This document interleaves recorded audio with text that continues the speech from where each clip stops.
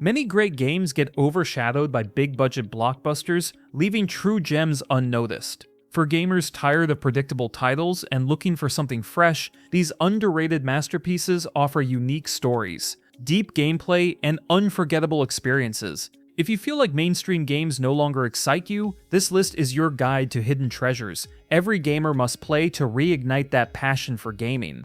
Before we jump into the video, if you enjoy content like this, please hit that subscribe button. Your support genuinely motivates me to keep creating these in-depth videos and share hidden gaming treasures with you. It means a lot and helps the channel grow, so I can keep bringing you even more great content. Thank you then. Without wasting more time, let's get into the video. Many reviews focus on funny stories from Yakuza 0, like winning chickens in a bowling game or training a dominatrix to be more confident. These moments show the game's humor and unexpected craziness, making players laugh out loud. The game truly shines in its ability to mix absurd fun with intense gameplay. However, this humor can make some people think Yakuza 0 is just a lighthearted comedy. It is much more than that. The game's main story is serious, revolving around real estate conflicts in a booming city. It tackles mature themes and features realistic, likable characters in a carefully crafted world. Yakuza 0 plays like a drama with slow pacing and emotional depth. The comedy acts as a break from the tension-balancing intense moments with absurdity. This back and forth creates a rhythm that eases the game's serious tone and keeps the story engaging without feeling too heavy. Beyond the story, Yakuza 0 offers solid brawling gameplay with challenging bosses and fun minigames. While the gameplay is enjoyable, the true draw is the deep story, characters, and vibrant city. This thoughtful blend makes Yakuza 0 a standout game, and its localization is especially impressive. Returnal is a mix of good and minor annoyances, but overall highly enjoyable. It installs a simple crossplay tool for co-op, which isn't for everyone, especially if you're anti-epic. The game isn't about meta progression or power-ups from dying. It's skill-based, similar to Dead Cells emphasizing mastery rather than upgrades. I personally love this game and have played it for hours non-stop since launch. The controls feel perfect from movement and jumping to aiming and shooting, making the gameplay smooth and satisfying. Rebinding controllers was easy and accessible through the settings menu, which I initially overlooked. The story begins with our heroine crashing on planet roguelike, leading to lots of dying, which ties into the narrative enrichment. This game is heavily inspired by bullet hells emphasizing dodging chaos rather than hiding behind cover, which makes it exciting and intense. Enemy design is mostly great, aside from some aerial monsters that can be irritating. The first biome has some visibility issues with fog and pits, mainly designed for aesthetics, which can be frustrating. Nonetheless, the room layout is excellent, promising fun fights and challenging platforming. The game's mechanics are rich, requiring learning but explained well with depth increasing as you progress. Despite its flaws, I find this game truly remarkable and recommend it if you're into the genre.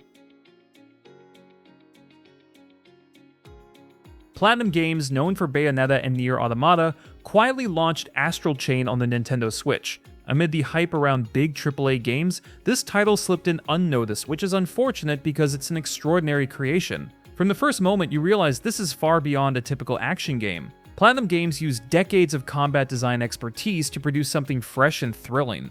In Astral Chain, you play as a Neuron police officer partnered with a Legion, a living weapon linked by a chain. You control both simultaneously, using the chain as a weapon, tool, and puzzle element. Combat feels like a choreographed dance, where you dodge attacks and command your Legion in strategic strikes. The 5 Legion types offer unique styles, encouraging constant tactical shifts and creativity. Beyond combat, the game surprises with police work investigations set in a detailed cyberpunk city. You gather evidence, interview witnesses, and solve cases, which adds depth and contrast to the intense battles. The world feels alive, filled with side quests and daily life moments that balance the action with humanity and exploration. Astral Chain shines in visuals, performance, and soundtrack, merging anime and Western sci-fi with smooth gameplay even under intense effects. Its smart design respects player skill and time with adjustable difficulties and deep customization. Despite being underplayed at release, it remains a gem worth discovering for Nintendo Switch owners seeking an innovative, polished action experience.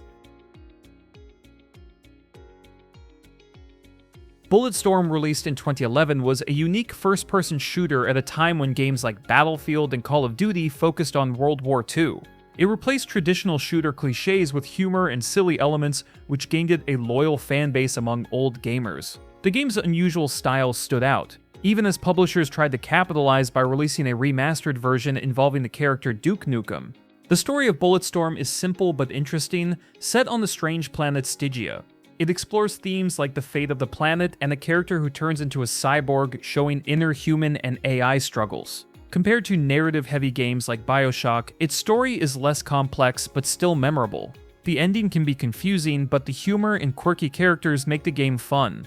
Gameplay in Bulletstorm stays true to classic shooters, with creative elements such as the powerful boot and the skill shot system, which rewards weird kills with points. These points can buy weapons and upgrades.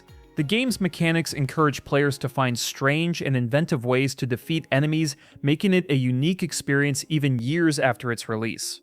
Overall, Bulletstorm combines silly humor, creative combat, and memorable characters. It's praised for its originality and fun gameplay, despite a simple story and some confusing plot points. Its mix of classic FPS elements and wacky mechanics made it a standout shooter in its time and still offers a satisfying experience for players looking for chaos and creativity.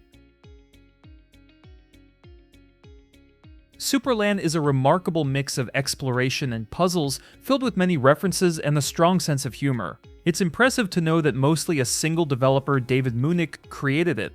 On Steam, it's described as a blend of Portal, Zelda, and Metroid, which fits well. The gameplay is about 45% exploration, 45% puzzles, and 10% combat. The estimated playtime is 12 to 25 hours, with a longer end including secrets and achievements. For me, it took about 26 hours to fully complete. The game starts with a beautiful cutscene, introducing the world and characters flowing naturally into gameplay and story without feeling like a separate tutorial. The story is minimal but fits perfectly with the gameplay, offering humor and occasional twists. It touches on real-world issues like race and power, but overall stays simple and fun, making it an engaging experience. Throughout the world, you find many items and upgrades, some scattered and others bought with coins from enemies. Upgrades improve health, damage, and unlock new abilities needed for story progress. There's basic combat involving sword attacks and dodging, which starts off awkward, but soon becomes less important as other gameplay elements shine. Supraland shines with its puzzles and exploration, rewarding curiosity without the need for a map. The world is full of secrets and Easter eggs, and multiple puzzle solutions keep gameplay fresh. Despite some weaker combat, the charm, humor, and polished design make Supraland incredibly enjoyable and a gem compared to many AAA games. If you love puzzles and exploration, this game is a must-play. Many Souls-like games are flooding the market lately, most being underdeveloped or too similar to the originals, often only fun for a short time. Code Vein stands out as one of the few exceptions, offering interesting and enjoyable gameplay that feels fresh even if not perfect. Code Vein is set in a post-apocalyptic city, likely in Japan, after destruction by an entity called the Queen. You play as a revenant, a bloodthirsty warrior with a parasite, awakened to fight and uncover the mystery of a deadly mist that turns revenants into monsters, alongside companions like Io, Lewis, and others. The gameplay resembles Dark Souls 3 and Bloodborne, encouraging aggressive combat rather than defensive play. Enemies are tough and fast, demanding skillful attacks and strategy. The blood code system allows flexible class switching and ability customization, rewarding experimentation with combinations of powers and styles. The game's greatest draw is its deep companion system and extensive anime-style character creator. However, it has flaws like repetitive level design, especially the frustrating cathedral area, and underwhelming boss fights that mostly rely on dodging. Despite these issues, Code Vein delivers an addictive experience with an emotional story and solid gameplay. When Telltale Games announced their Batman game in 2016, many were skeptical. The Arkham series had set an extremely high standard for Batman games with its action and atmosphere. Telltale's choice-driven adventure style seemed like a risky fit. However, their version brought something unexpected. It made you live the life of Bruce Wayne, more than just being Batman, shifting the focus to complex decisions and personal struggles. The game creates a Gotham that's both familiar and unsettlingly new. It's not about classic villain showdowns, it explores legacy, corruption, and the dark secrets of the Wayne family. You spend time both as Batman and Bruce Wayne, with the latter often hosting tense scenes like board meetings and parties, making the social and political drama feel as dangerous as physical fights. Your choices carry real consequences. They affect how Bruce's relationships evolve, how Batman acts, and the story's direction. Saving one person might hurt another, and trusting one ally could betray another's faith. The combat uses quick-time events, but feels raw and intense, letting you decide how ruthless Batman becomes, impacting Gotham's view of him. The writing stands out with bold reinterpretations of Batman lore and deep character work. Voice acting adds emotional weight, and the comic-inspired visuals create a dark, gritty atmosphere. Investigation segments engage your detective skills. The story's pacing and relationship dynamics, especially with Alfred, bring emotional resonance. Despite technical issues, this game offers a fresh, powerful Batman experience focused on the true burdens behind the mask. In February 2015, Ready at Dawn released The Order 1886 exclusively for PlayStation 4. Critics quickly dismissed it as a polished tech demo, bashing its short length, linear gameplay, and lack of replay value. Players saw it as style over substance, and the game became a cautionary example. However, this widespread negativity missed the mark about its true nature and quality. The Order 1886 excels in atmospheric storytelling and world building. It takes place in an alternate Victorian London filled with supernatural beings and steampunk elements that feel believable and immersive. The game's visuals remain impressive even years later, with extraordinary lighting, environmental effects, and attention to detail crafting a vibrant, living world. Gameplay focuses on tension and mood rather than fast action. Combat is tactical and cinematic, with unique weapons and harrowing werewolf encounters that emphasize vulnerability. The narrative explores themes like loyalty, corruption, and sacrifice, unfolding deliberately to build emotional depth. Seamless transitions between gameplay and cutscenes enhance the feeling of an interactive film. Though short and lacking replay modes, The Order tells a complete and focused story without filler. Its cinematic presentation and subtle character development create a memorable experience. Despite early criticism, the game stands as a testament to creative vision and craftsmanship, deserving re-evaluation for its artistic achievements. Red Candle Games, a small Taiwanese studio, surprised the gaming world in 2024 with 9 Souls. Unlike their past horror titles, this hand-drawn side-scrolling action platformer combines Sekiro-style precise combat with Hollow Knight's exploration. Its unique Taopunk aesthetic blends Taoism, Chinese mythology, and Asian cyberpunk, creating breathtaking visuals where ancient and futuristic elements coexist. The game features fluid, expressive animation, bringing the protagonist Yi, a feline warrior, and diverse enemies vividly to life. The combat demands skillful timing and parries, rewarding players who master enemy patterns in a satisfying dance-like challenge. Boss fights offer evolving, multi-phase encounters that test your adaptability and skill, making victory truly earned. Exploration is engaging with interconnected levels and rewarding secrets that expand the map progressively. The narrative is rich and complex, exploring themes of revenge, guilt, and immortality through Taoist philosophy and mythology. Authentic Mandarin voice acting and a haunting soundtrack combining traditional Chinese instruments with electronic music deepen the immersive experience. 9 Souls offers balanced progression requiring player skill more than upgrades, with New Game Plus and speedrun modes for extended replayability. Despite positive reviews, it remained underappreciated amidst big 2024 releases. This masterpiece stands alongside the best action platformers, deserving wider recognition for its beauty, challenge, and storytelling. Sony launched the PlayStation Vita in 2012 with high hopes, including a unique title called Gravity Rush by Japan Studio. Known as Gravity Days in Japan, it was directed by Keiichiro Toyama, famous for horror games, but this was a whimsical, joyful experience. Despite its creativity, it was overshadowed by Vita's commercial struggles and quickly faded from mainstream attention, which is truly unfortunate given its brilliance.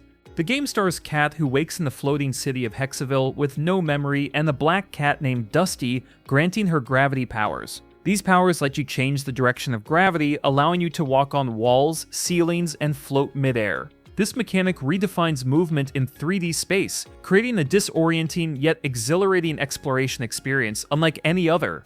Hexaville is a vividly designed, sky-floating city with diverse districts and a dreamlike art style inspired by cell shading and watercolor.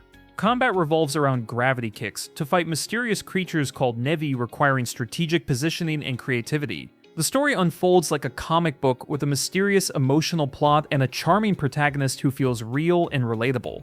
Gravity Rush offers freedom and joy, encouraging exploration and mastery of its unique movement. Its soundtrack enhances the whimsical atmosphere, while the game's optimistic tone and sincere storytelling stand out in a world of darker narratives.